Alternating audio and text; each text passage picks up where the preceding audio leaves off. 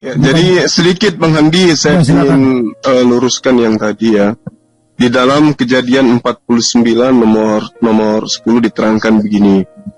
Tongkat kerajaan tidak akan beranjak dari Yehuda ataupun lambang pemerintahan dari antara kakinya sampai dia datang yang berhak atasnya, maka kepadanya akan takluk bangsa-bangsa.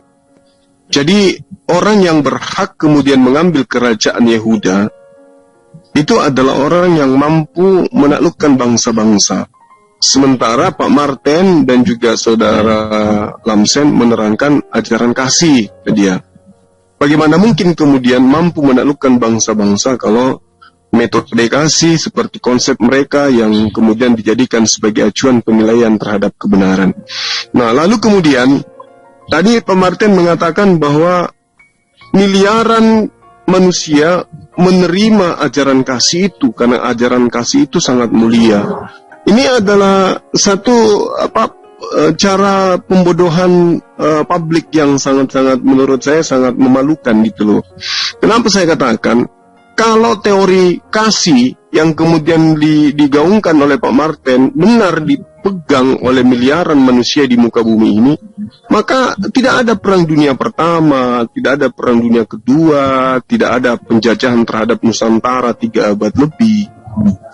Jadi ya saya rasa teori ajaran kasih cuma Pak Martin yang sendiri pegang, ya hanya sendiri pegang. Tapi itu pun gugur juga karena kenapa pada saat saya berdialog sama dia emosi juga, maki-maki juga. Jadi ajaran kasih itu yang seperti yang dijajakan Pak Martin itu hoax. Tidak ada itu ajaran-ajaran kayak begitu. Yang benar ajaran kasih itu menurut Yesus. Catat nih Pak Martin, Pak Lamsen. Ajaran kasih itu adalah taat. Kalau kasih kepada Allah, taat kepada perintah Allah. Kasih kepada Yesus, taat kepada ajaran Yesus. Kasih kepada sesama manusia adalah kasih kepada pedoman yang ditunjukkan oleh Allah dan Yesus tentang hubungan kepada manusia.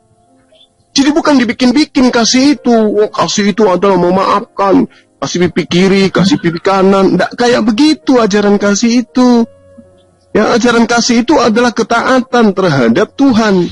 Jika engkau mengasihi bapakmu, maka engkau akan melakukan perintah-perintahnya. Yesus, jika engkau mengasihi aku, maka engkau akan melakukan perintah-perintahku. Jadi yang dikatakan kasih itu yang kayak begitu. Ya, lalu kemudian tuduhan terhadap Allah, katanya kejam dan seterusnya. Satu-satunya kitab suci di atas muka bumi ini, yang ketika membacanya diawali dengan kasih sayang. Bismillahirrahmanirrahim. Dengan menyebut nama Allah yang maha pemurah, lagi maha penyayang. Sangat luar biasa datanya. Itu berdata itu nggak dipungkiri kemudian. Lalu kalau dikatakan Yesus itu mengajarkan kasih, ya kita di Indonesia ini sudah kenyang dengan pengakuan bahwa Trinitas, Yesus adalah firman, Yesus adalah Bapa itu sendiri yang menjelma menjadi manusia.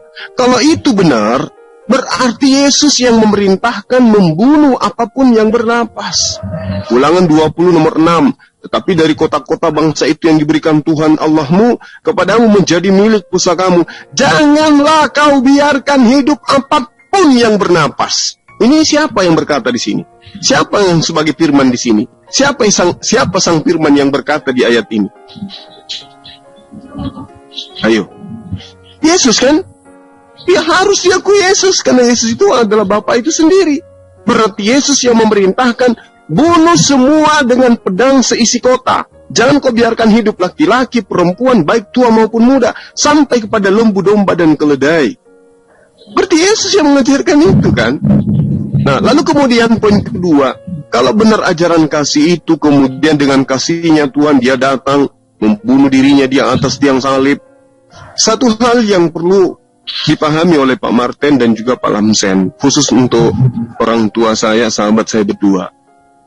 Kalau ajaran kasih itu seperti poin yang Anda jelaskan, dan Tuhan Yesus Anda itu maha pengasih, maha penyayang, dan Tuhan Yesus itu adalah Bapa itu sendiri, sebenarnya setelah Abraham itu melakukan kesalahan, saat itu juga dia tunjukkan ke maha kasih sayangnya, layaknya di Al-Quran. Allah menerima taubat Adam alaihi salam, itu baru Tuhan yang kasih sayang. Tidak kemudian memberikan dosa waris kepada Adam, lantas kemudian kepada keturunannya. Habis-habisan keturunannya dibantai oleh dosa waris. Kenapa tidak pada saat Adam jatuh ke dalam dosa, langsung kemudian ditobatkan, diampunkan dosanya, supaya hambanya yang miliaran manusia itu tidak membawa dosa waris. Itu pencerminan daripada kasih sayang.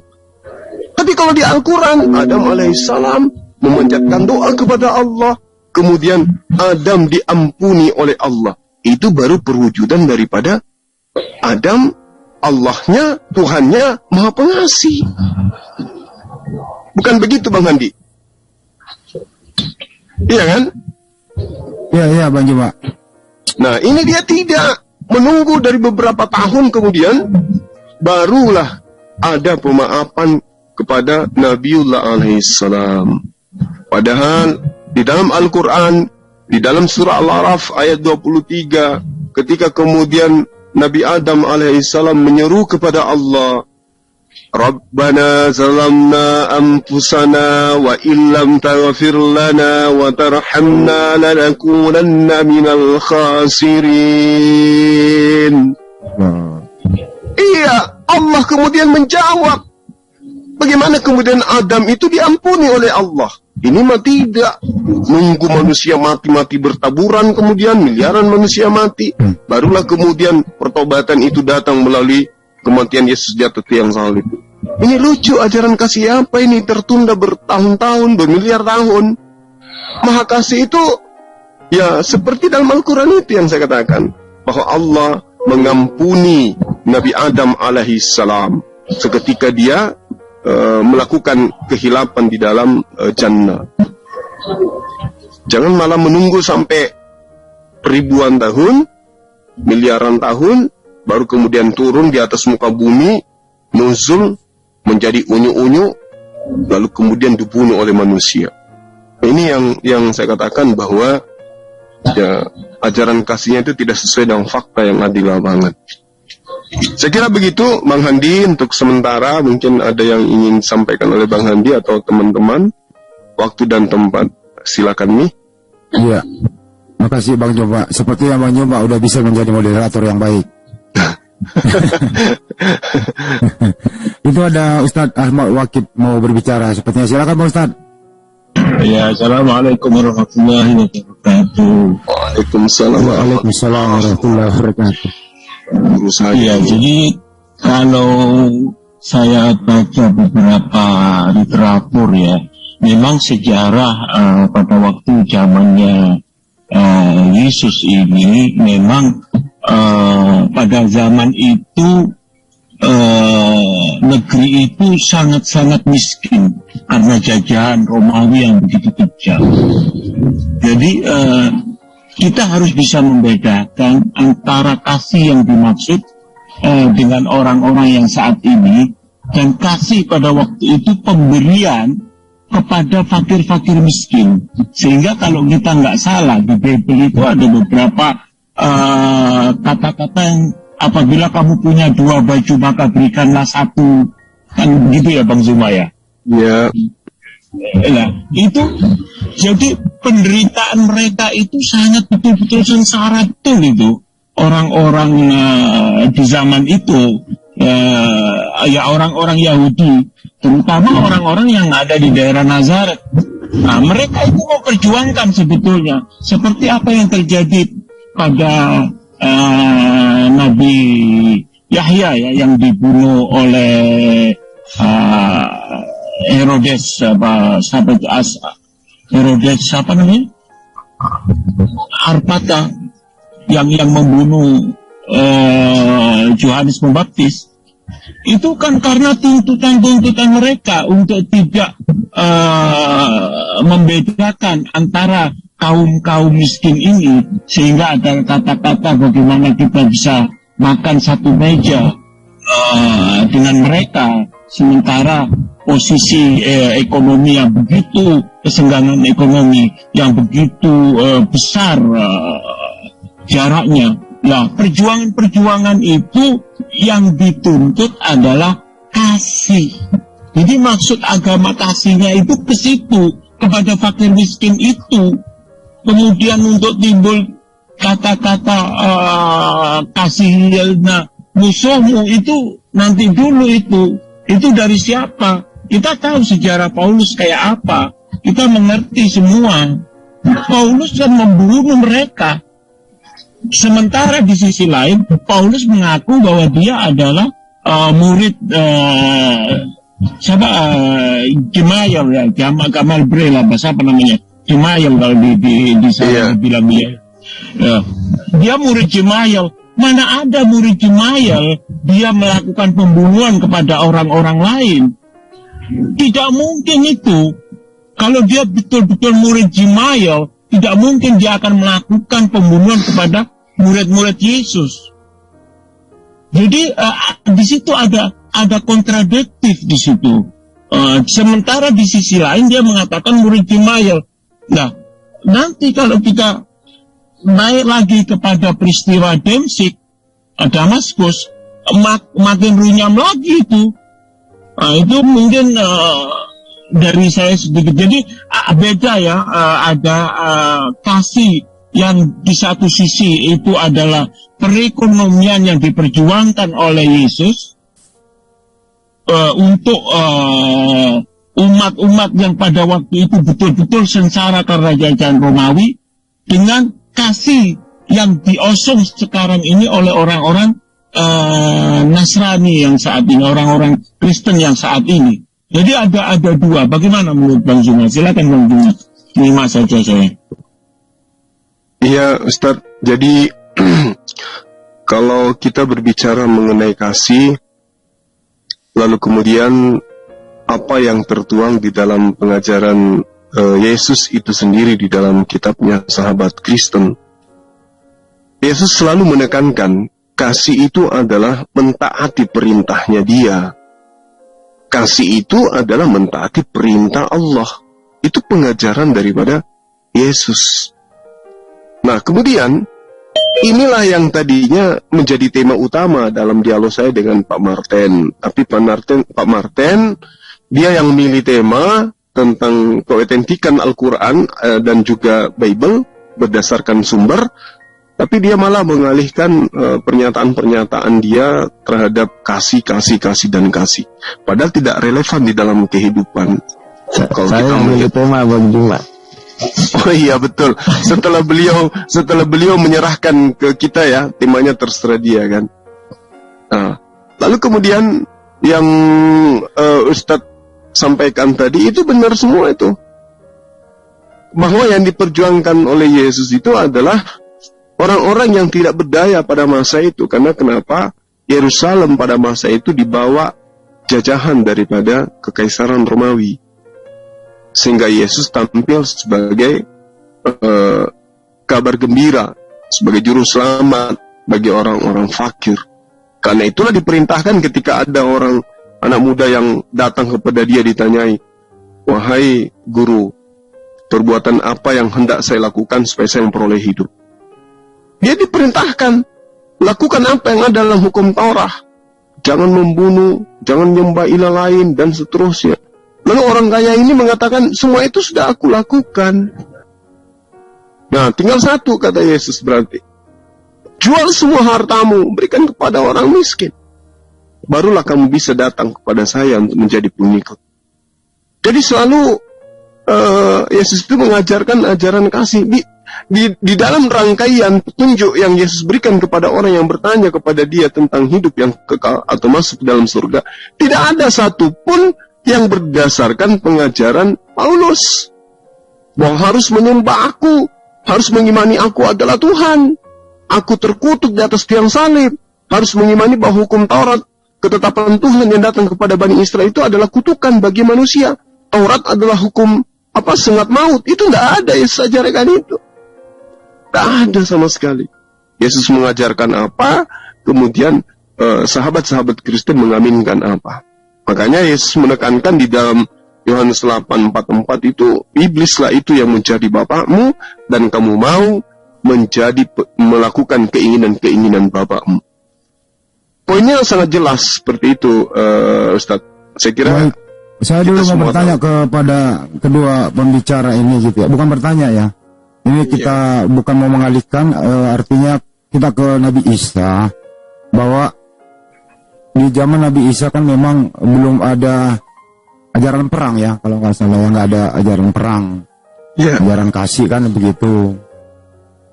Pertanyaan sekarang ini kan ada fenomena nih, menyerang ayat-ayat perang di Al-Quran malah minta dihapus begitu ya.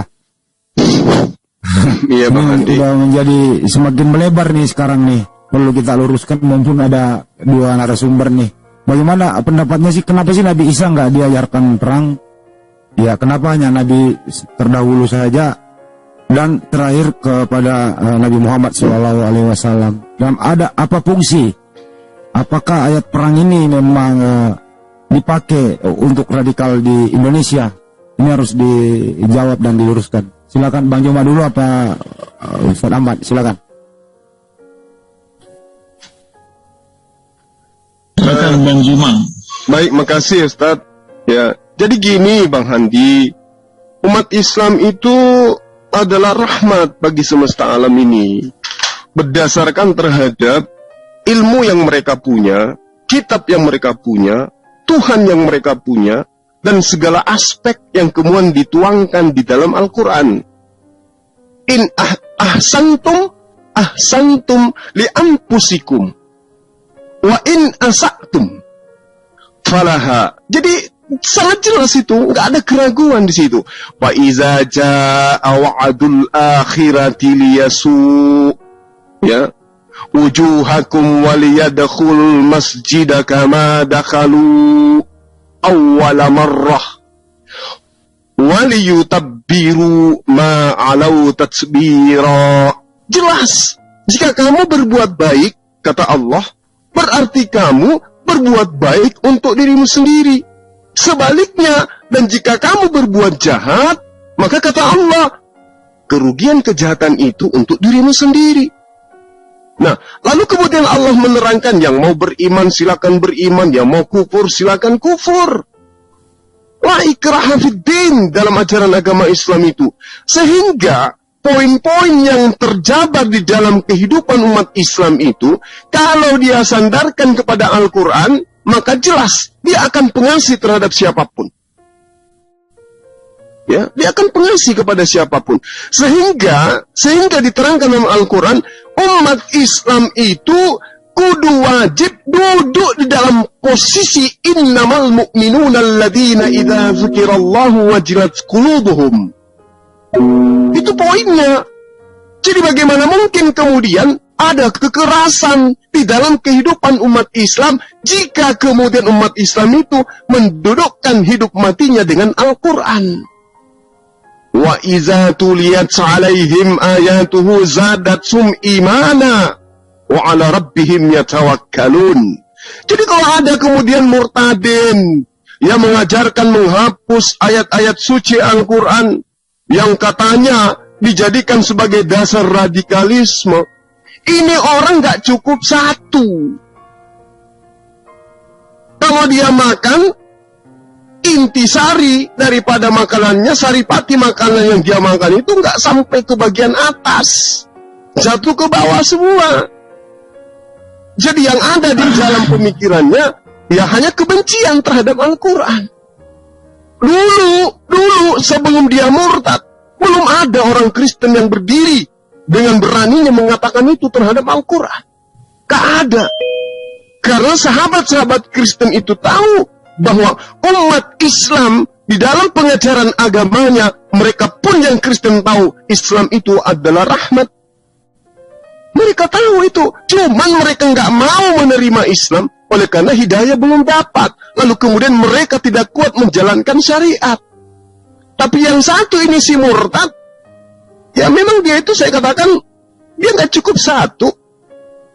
Kalau dia melihat bagaimana tentang data-data yang ada di dalam kitabnya, Saya mau uji. Si Saifuddin Ibrahim ini saya mau minta ke pemerintah. Kalau dia datang, tolong hadapkan dengan saya. Kita buka data. Kitab mana yang kata membunuh dan perintah membunuh di dalamnya banyak? Al-Quran atau kitabnya? Saya mau diperhadapkan dengan Saifuddin Ibrahim. Kita duduk bersama, disaksikan oleh pemerintah dan aparat. Kita buka data Al-Quran dan juga kitabmu, perjanjian lama, perjanjian baru yang kau klaim sebagai kitabmu itu. Kita tunjukkan kata-kata perintah membunuh di dalamnya. Yang mana yang lebih banyak? Dan kedua, siapa yang kemudian paling sering ya merealisasikan perintah-perintah membunuh di dalam kitabnya itu? Islam datang ke Indonesia tidak ada berdasar terhadap dalil perintah membunuh. Islam merdeka betul tidak diperjuangkan 100% Islam. Tetapi 100% penjajah itu sudah pasti bukan Islam. Iya. Nah ini Bang Handi, jadi kalau misalnya ada perintah hapuskan 300 ayat. 300. Wah, gila itu. Kenapa? Karena di dalam datanya juga sangat jelas. Akan tetapi semua seteruku yang tidak suka aku menjadi rajanya, bawalah mereka kemari dan bunuhlah mereka di depan mataku. Ini harus dihapus ini. Hai, harus dihapus kalau memang itu harus terjadi. Tapi kita umat Islam mana mau mengganggu gugat data kitabnya orang lain. Sederhana aja ya buat kita umat Islam, sederhana gini. Coba kita lihat. Sekarang ini kita berada pada posisi tanggal berapa ini Bang Handi? 21 ya Bang Handi ya? 21. 21 Maret 2022. Gereja-gereja peninggalan penjajah masih berdiri dengan kokoh dan bahkan dilestarikan, Pak. Dilestarikan. Bagaimana kemudian ketika rakyat Indonesia berhasil menerima ya kemenangan dengan mengusir penjajah, apakah kemudian Al-Quran tidak dijadikan sebagai referensi di dalam mengusir penjajah? Dijadikan, Pak. Pelarangan di dalam Al-Quran, jangan kau merusak rumah ibadah mereka. Jangan kau mencaci maki sembahan-sembahan mereka. Itu yang kemudian dijadikan sebagai landasan dalam mengusir penjajah. Di kantor saya, itu jaraknya 200 meter. Itu ada gereja peninggalan Belanda. Cantik. Diawasin setiap saat, dibersihkan setiap saat.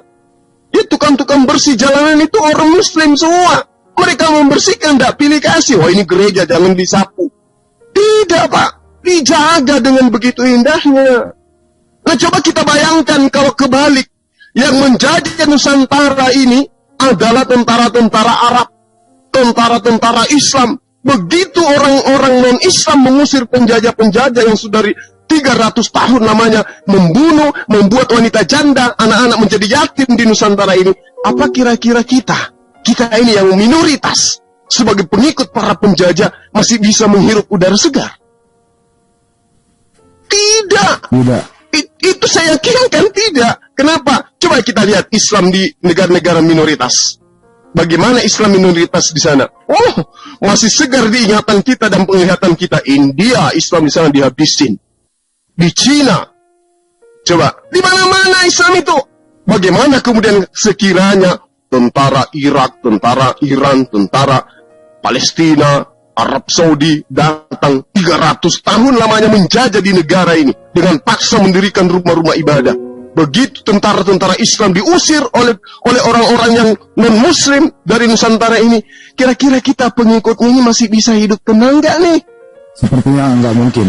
Nggak mungkin, saya yakinkan itu nggak mungkin. Tapi coba kita lihat, begitu tentara ini diusir, diantar ke pelabuhan, naik dia ke kapalnya, pulang ke negaranya, yang tadinya ikut menjadi mata-matanya mereka, menjadi pemuas nafsunya mereka, menjadi penjaga kebunnya mereka, menjadi penjaga pabriknya mereka, bahkan menjadi penjaga gereja mereka. Kita rangkul, kita duduk bersama. Bahkan ada di antara mereka yang nyata-nyata pada saat penjajahan, dia adalah otak daripada mata-mata, diangkat sebagai pemerintah, Pak. Sebagai ketua RT, ante-antenya, iya betul. Itulah indahnya Islam. Coba, peninggalan penjajah masih ada di tengah-tengah kita. Bukti bahwa Islam itu rahmatan lil alamin. Sulawesi Selatan, pejuangnya Islam. Sulawesi Barat, Islam. Sulawesi Tengah, Islam. Ya, di mana? Kalimantan, Islam. Di mana lagi? Aceh, Islam. Sumatera, Islam. Jawa, Islam. Semua Islam, Pak. Adalah sahabat-sahabat kita yang dari keturunan pahlawan. Tapi mayoritas penduduk negara Republik Indonesia itu adalah keturunan daripada pahlawan. Paham itu? Dan kalau saya boleh bilang, ya antum keturunan dari mana? Jadi janganlah menginstruksikan Al-Quran ini dihapus 300 ayat. Nyakit kali itu, menyakitin kali hati kami. Seakan-akan Al-Quran itu menjadikan Anda itu sebagai orang yang menjadi korban selama ini. Faktanya yang korban kan kami gitu loh. Dari segi agama keyakinan, kami yang jadi korban. Pertama, kalian katakan Tuhan kami punya anak. Kedua, kau katakan Rasul kami itu, kau ambil kata Rasul itu, kau dudukkan kepada orang yang mengawali karirnya dengan cara membunuh murid-murid Nabi. Semua data dalam Al-Quran yang memiliki kedudukan penting, sakral di dalam iman kami, kamu ambil, kamu colok, masukkan ke dalam kitabmu dan kau rendahkan tabiatnya di dalam. Ini penghinaan. Allah punya anak. Anak apa? Katanya Yesus itu adalah anak Allah. Kenapa kau tidak menyebutkan anak Theos? Kenapa harus Allah? Coba. Ya. Ini nyakitin gitu loh Bang Andi. Jadi orang yang memerintahkan kemudian menghapuskan 300 ayat Al-Quran, tolong nanti diperhadapkan dengan kita ya, kristolog, kita uraikan perintah-perintah membunuh yang jauh lebih banyak. Kalau ajaran kasih, perintah kasihi musuhmu, kalau saya tidak salah tidak sampai cukup 5 ayat itu dalam kitab mereka. Kasihilah kasih, nggak cukup sampai angka 5. Ya. Tapi kalau perintah membunuh Pak, Anda mau berapa? Saya kasih 5 karung. Sekira begitu Bang Handi. Makasih. Ya, satu lagi Bang Juga. Bagaimana peran santri, bagaimana peran ulama yang menurut Saifuddin Ibrahim ini bahwa pesantren-pesantren itulah pusatnya radikalisme dan terorisme. Bagaimana peran santri, peran ulama dalam mengisi kemerdekaan, memperjuangkan dan sampai sekarang ini. Silakan Bang Juga. Ya, makasih Bang Handi. Jadi berbicara mengenai santri dalam hal ini pondok pesantren, inilah ya, kelihatan sekali orang ini ingin merusak tatanan keharmonisan beragama di negara kita. Nah ada itu orang Kristen berani-berani kemudian tampil menghujat pesantren, menghina Al-Quran dan sebagainya. Nggak ada. Paham betul saya punya saudara angkat orang Kristen, masih beragama Kristen hari ini. Ya, mereka tidak pernah kemudian menyinggung hal-hal kayak begini. Tapi si Saifuddin ini kok gila bener orangnya ya. Indonesia ini sebelum merdeka itu sudah diperjuangkan oleh para santri dan para ulama. Mereka adalah insan-insan yang diorbitkan dari pesantren yang memperjuangkan itu. Lalu kemana barisan sekolah-sekolah yang non-muslim pada saat penjajahan? Kemana mereka? Lalu kemudian satu hal, dalam mengisi kemerdekaan ini, kita melihat bagaimana santri-santri kita itu memberikan ya, masukan input positif terhadap negara kita. Contoh misalnya, adanya perbankan syariah. Ya kan? Pegadaian syariah, asuransi syariah. Nuansanya kemudian selalu mengacu kepada apa yang dihasilkan oleh pondok pesantren. Para ulama di dalam mengkaji hal hitung-menghitung jual beli dan seterusnya, itu membuahkan sistem syariah yang kemudian menjadi salah satu andalan negara kita. Islam lo itu, Al-Quran lo itu Intisari daripada Quran itu, buahnya kita petik melalui apa? Sistem syariah yang membangun kemudian perekonomian di negara kita ini. Itu nggak bisa dipungkiri itu. Nah, lalu kemudian kalau kita balik tanya kepada mereka, apa yang dihasilkan dari kitabmu sebagai buah dari kasih yang bisa terpakai di dalam negara kita ini? Apa kira-kira? Tunjukkan kepada kita. Perpuluhan atau zakat? Coba. Yang digunakan oleh pemerintah kemudian perpuluhan atau zakat nih? Zakat sekali setahun. Tapi besar manfaatnya. Perpuluhan setiap bulan. Mana manfaatnya untuk negara? Tunjukkan. Nihil. Ini fakta. Ini fakta. Lalu kemudian zakatnya umat Islam, pajaknya umat Islam di negara ini. Kalau umat Islam itu ajarannya tidak kasih, maka umat Islam akan mengatakan pajak yang kami keluarkan dari umat Islam yang boleh dibilang 90% itu khusus saja membangun kota-kota yang mayoritas Islam. Yang kota-kota yang mayoritas Kristen itu jangan difungsikan di sana. Biarkan mereka menggunakan pajak mereka masing-masing. Tapi itu tidak terjadi. Umat Islam jangankan melakukan itu, berpikir pun tidak. Karena Islam itu rahmatan lil alamin. Ya. Nah, kalau boleh saya mengatakan sekali lagi Bang Handi, santri-santri ini dari ide mereka merangkai, mengkaji, mempelajari siang dan malam tentang Al-Quran. Dan jujur saya katakan, saya juga ini biar begini saya juga mondok. 6 tahun saya di pondok. Saya tidak pernah mengenal apa itu pendeta, apa itu gereja. Nanti setelah saya lulus kuliah baru tahu. Oh, ini yang namanya Kristen, ada yang pendetanya, ada gerejanya, ada perpuluhannya, ada kitab Markus, ada Yohanes, dan nanti setelah saya kuliah, baru tahu tentang ini semua. Waktu saya di pondok, saya nggak ngerti apa itu tentang Markus, Matius, dan seterusnya. Nggak pernah itu kita diajarkan. Nggak ada itu perayaan ajaran agama Islam di negara kita ini membawa-bawa kitabnya agama lain. Tapi di seberang, coba lihat. Natal baca ayat suci, Al-Quran digabung menjadi kitabnya mereka. Kitabnya mereka nyata-nyata di Indonesia menggunakan bahasa Indonesia, dibaca dalam bahasa Arab. Untuk apa? Supaya dianggap bahwa kitabnya itu ke-Islam-Islaman. Karena ada misi yang mereka ingin jalankan. Bukan akan, sedang mereka jalankan. Jadi sebenarnya siapa yang radikal di sini? Siapa kitabnya yang harus dihapuskan di sini? Islam begitu indah menyusun semuanya. Ya, perekonomian, budaya, akhlak, hubungan emosional antara pemimpin dengan yang dipimpin, semuanya tercatat dalam Al-Quran dengan indah. Nah sekarang kalau mereka ditanyai, oke lah kalau begitu Al-Quran salah, minta dong dari kitab kamu sistem ketatanegaraan. Di dalam kitabmu itu kayak mana? Tunjuk. Surah apa, kitab apa, ayat nomor berapa yang menerangkan tentang ketatanegaraan? Cinta tanah air adalah sebagian daripada iman. Tunjukkan. Ada nggak dalam kitabmu?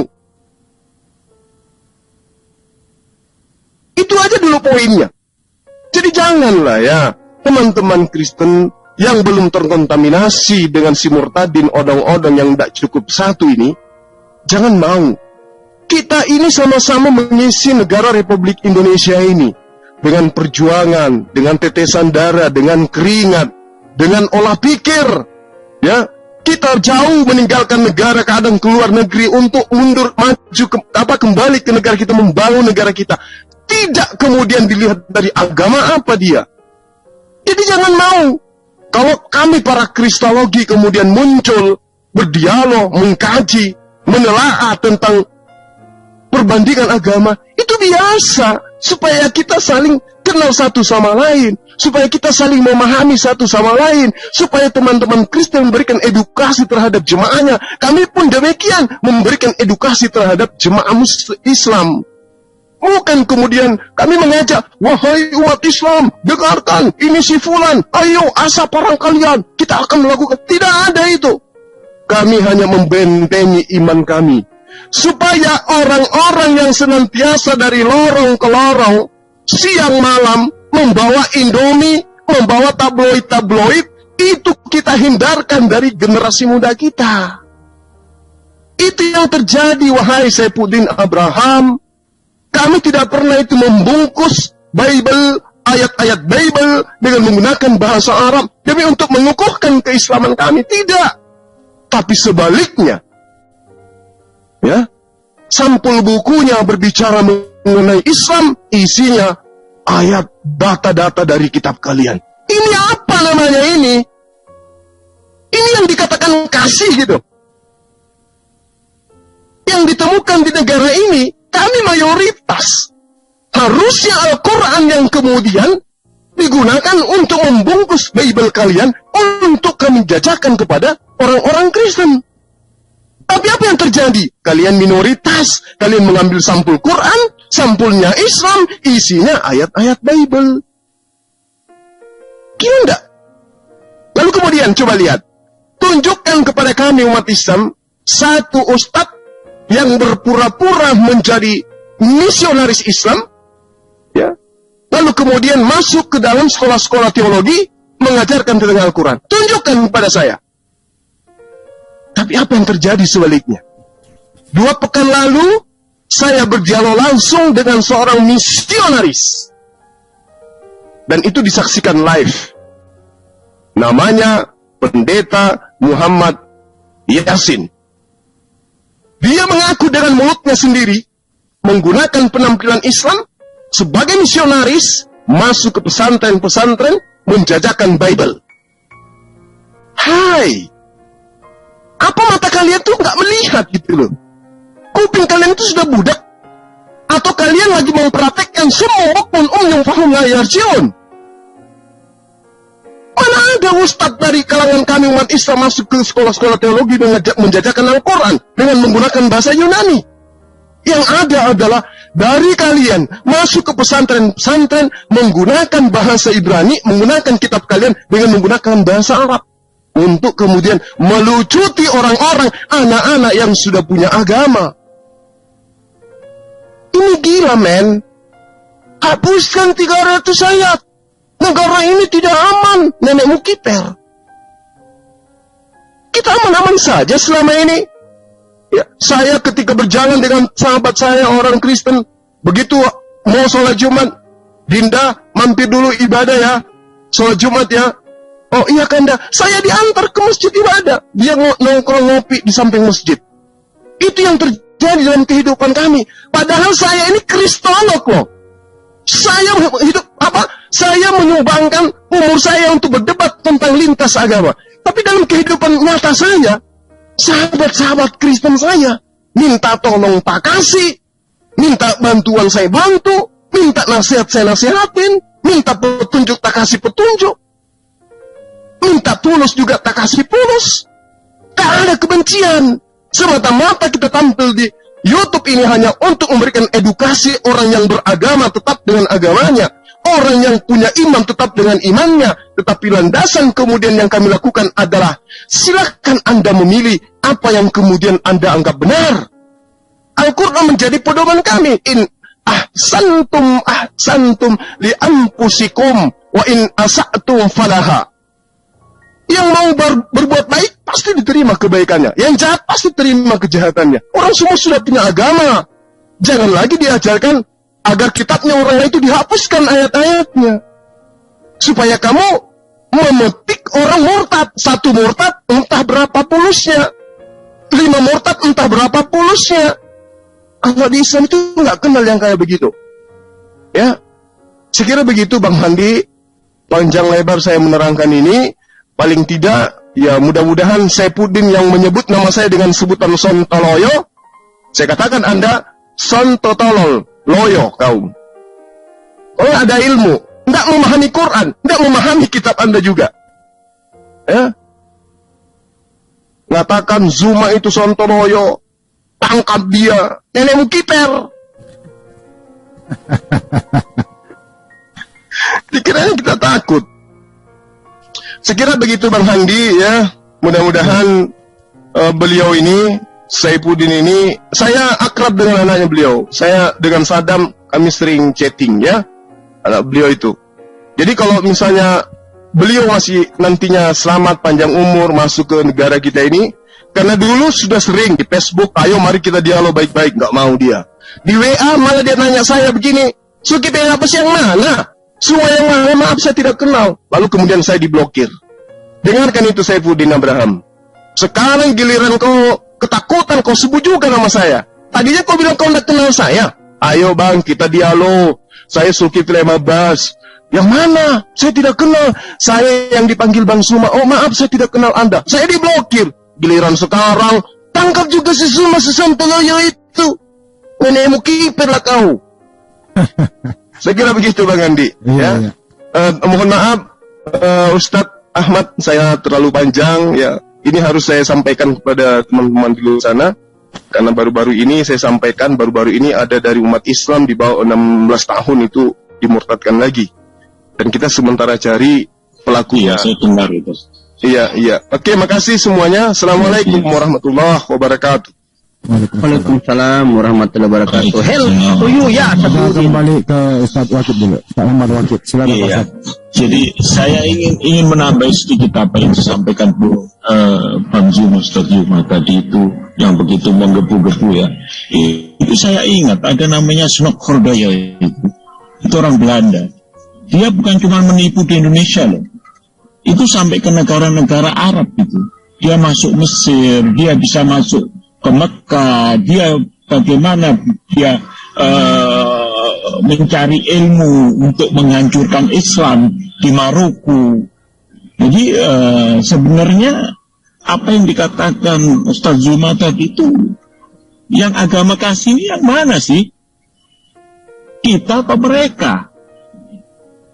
Jadi saya sendiri bingung ya, padahal ayat-ayat Al-Quran yang dicuplik sama dia itu pertama sepotong-sepotong dan ayat-ayat tentang perang, dan dia tidak tahu ayat-ayat selanjutnya bagaimana ayat-ayat itu bercerita tentang pengampunan dalam peperangan itu tidak disentuh sama sekali. Jadi kemarin kan kita sempat live sama Ustadz Solehin itu, saya berkesimpulan bahwa orang ini sebenarnya Saifuddin Abraham ini dia justru tidak mengerti Islam dia. Kalau dia mengatakan bahwa di dalam ayat Al-Quran banyak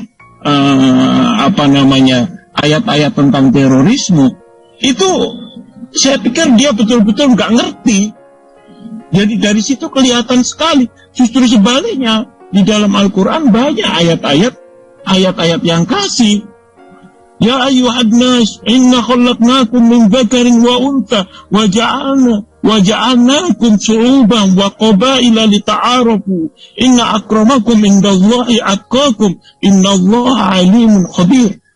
Itu ayat luar biasa itu. Banyak ayat-ayat yang luar biasa yang dia tidak cuplik. Ngawur sekali kalau dibilang ada ayat-ayat teroris. Coba suruh tunjukkan satu saja ayat. Di mana ayat teroris? Tunjukkan satu aja. Jangan dua, sudah satu aja lah. Wabtaghi fima atakallahu darul akhirata wa la tansa nasibaka minad dunya wa ahsin kama ahsanallahu ilaik. Berbuat baiklah kamu sebagaimana Allah berbuat baik kepadamu. Innallaha la yuhibbul mufsidin. Allah tidak menyukai orang-orang yang merusak. Apa ini bukan ayat kasih ini? Jadi saya pikir orang ini gimana sampai di dalam peperangan pun, apabila mereka sudah terdesak dan mereka menjadi tahanan, maka antarkanlah dia ke tempat yang selamat, yang bisa menyelamatkan dia. Itu ada di dalam surat At-Taubah. Bagaimana Al-Quran mengajarkan kasih? Di dalam peperangan, di dalam fikih, kita tidak diperbolehkan untuk merusak. Kita tidak diperbolehkan merusak tempat-tempat ibadah. Kita tidak boleh membunuh orang-orang perempuan, orang-orang tua, anak-anak kecil. Bahkan tidak boleh merusak pohon-pohon. Itu agama kasih. Jadi yang dibilang teroris, saya ingin tahu, suruh tunjukkan satu ayat saja. Nanti kalau dia kembali, suruh tunjukkan coba. 300 ayat teroris ini, jangan 300 dah, kebanyakan, tunjukkan satu aja. Kemudian suruh dia memaparkan. Kemudian bandingkan dengan pemaparan orang-orang Islam yang benar. Benar nggak bahwa itu ayat-ayat teroris? Jadi ini orang keblinger ini, keblinger. Kesian dia ini, kesian betul ini. Sekarang dia betul-betul masuk dalam lubang yang dalam ini. Sebelumnya kan dia pernah ditahan ya, 1,5 tahun kalau nggak salah. Iya Bang Adi, betul ya, pernah ditahan ya? Betul, udah inkrah. Nah, ini sekarang dia masuk dalam ini. Ini masuk dalam betul dia ini. Saya khawatir nanti kalau dia pulang, masuk ke dalam penjara, habis diajar orang-orang penjara itu. Betul loh. Ini orang betul-betul sekarang ini dia betul-betul kena batunya ini. Betul-betul kena batunya. Silakan udah Bang Zuma sudah panjang lebar tadi sudah mewakili seluruh itu sudah keluar semua dari Bang Zuma. Dari hati betul tadi dia cerita itu kelihatan sekali. Iya, Ustaz. Menggebu-gebu. Saya Bang Handi, satu ayat Bang Handi boleh, Bang Handi. Silakan Bang Zuma. A'udzubillahi minasyaitonirrajim. Bismillahirrahmanirrahim. Wa ma arsalnaka illa rahmatan lil alamin. Dan tiadalah aku mengutus kamu, wahai Muhammad, melainkan sebagai rahmat, belas kasih bagi semesta alam. Ini tidak ada ayat seperti ini dalam kitab lain. Yang kita temukan kemudian dalam pengajaran kitabnya mereka, yang mereka katakan kasih, Matius 10 nomor 34. Jangan kamu menyangka bahwa aku datang untuk membawa damai di atas bumi. Aku datang bukan untuk membawa damai, melainkan pedang. Lukas 12 nomor 51. Kamu menyangka bahwa aku datang untuk membawa damai di atas bumi. Bukan, kataku padamu, bukan damai, melainkan pertentangan. Lukas 12:49. Aku datang untuk melemparkan api ke bumi. Dan betapakah aku harapkan api itu telah menyala. Ini berbicara mengenai mengobarkan perang. Akan tetapi semua seteruku yang tidak suka aku menjadi rajanya, bawalah mereka kemari dan bunuhlah mereka di depan mataku. Ustadz Ahmad, Afwan Ustadz. Siapa tuh Ustadz? Apakah ada di dalam Al-Quran, kita terlepas daripada kajian daripada asbabul nuzul, yang datanya sama seperti ini bunyinya. Akan tetapi semua seteruku yang tidak mau menjadi aku pemimpinnya, menjadi aku nabinya, menjadi aku rasulnya, bawalah mereka kemari dan bunuhlah mereka di depan mataku. Ada enggak Ustaz? Setelah Ustaz, la ikra'a fid din, lakum Subhanallah. Masya Allah. Ini baru ajaran kasih. Rahmatan lil alamin, wa ma arsalnaka illa rahmatan lil alamin. Diutus beliau sebagai rahmat. Kenapa disebut rahmat? Masalah ekonomi ada solusi. Masalah pernikahan ada solusi. Masalah militer ada solusi. Masalah utang piutang ada solusi. Masalah perbankan ada solusi. Masalah pegadaian ada solusi. Apapun solusinya ada di dalam Al-Quran. Itulah makanya Al-Quran itu disebut sebagai rahmat. Itu disebut sebagai rahmat. Jadi dalam Al-Quran itu tidak ada data seperti yang diterangkan di dalam kitab mereka. Akan tetapi semua seteruku ini yang tidak suka aku menjadi rajanya, bawalah mereka kemari dan bunuhlah mereka di depan mataku. Nah sekarang yang kita lihat gini. Tidak ada kemudian kami itu melakukan kekerasan dengan mengucapkan haleluya. Tapi kekerasan itu selalu diteriakkan dengan ucapan Allahu Akbar. Dia lupa bahwa setiap sendi-sendi kehidupan umat Islam selalu membawa Tuhannya. Bersin sebut Tuhannya, kaget sebut Tuhannya, jatuh sebut Tuhannya, bangun dari tidur sebut Tuhannya. Semua sendi-sendi dalam kehidupan umat Islam itu selalu berserah diri kepada Tuhannya. Wajar jika setiap sesuatu itu selalu membawa nama Allah. Ya mereka, pujilah Tuhan. Kapan memujinya? Cuman mengatakan puji, terus pujiannya apa? Dibilang maha suci kagak, dibilang maha tinggi gak pernah bilang, Allah maha suci tidak pernah, Allah maha penyayang gak pernah, Allah maha apa? Tidak ada itu. Cuman mengatakan pujilah Tuhan, Bapakmu. Terus pujiannya kapan? Kapan? Laksana gini, diajarkan kayak gini Bang Handi.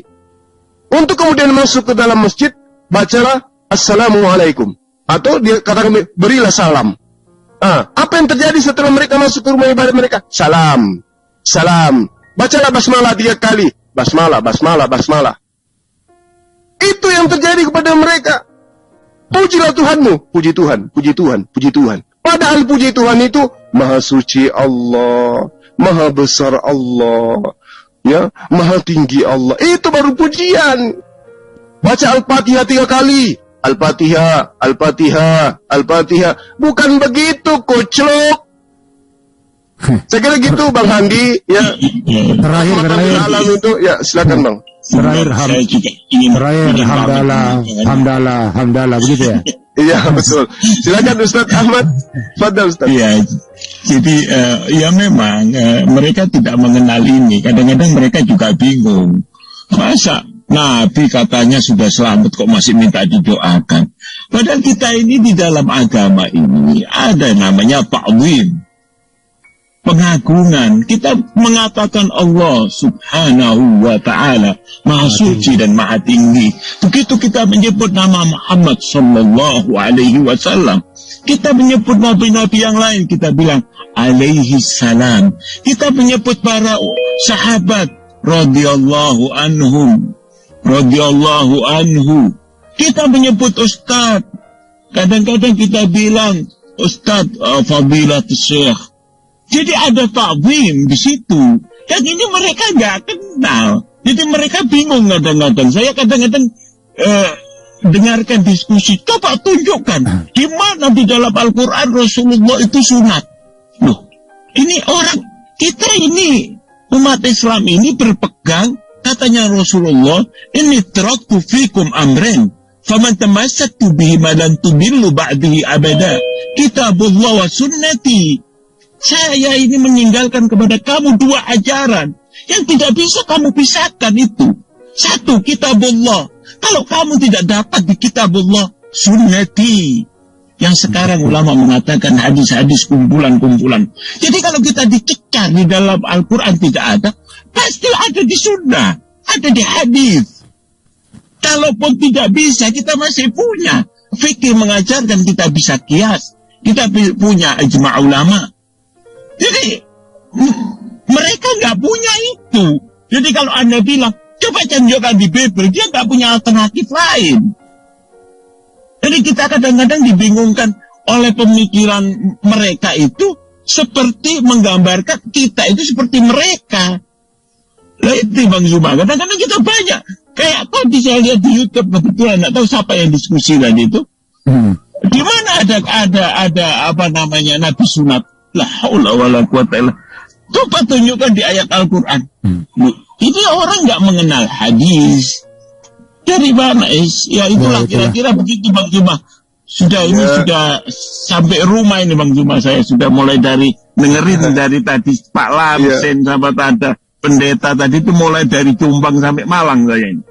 Iya, jadi sekedar ini Ustaz, di dalam Yesaya 57:15, Yesaya 5 nomor 16 itu Allah disebut dengan sebutan Subhanahu wa ta'ala, Maha Suci, Maha Tinggi. Jadi penyebutan gelar kepada Allah itu sudah ada dari sejak perjanjian lama, itu sudah ada. Tapi mereka pungkiri, mereka nggak mau gunakan itu. Mereka tahu. Iya, malah makin mengolok-olok. Iya benar. Yesaya 57:15, akulah Allah yang Maha Tinggi dan Maha Suci. Itu sudah sangat jelas itu.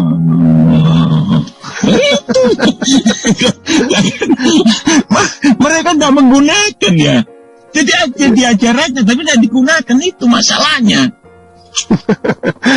Yang mereka Paulus luar biasa.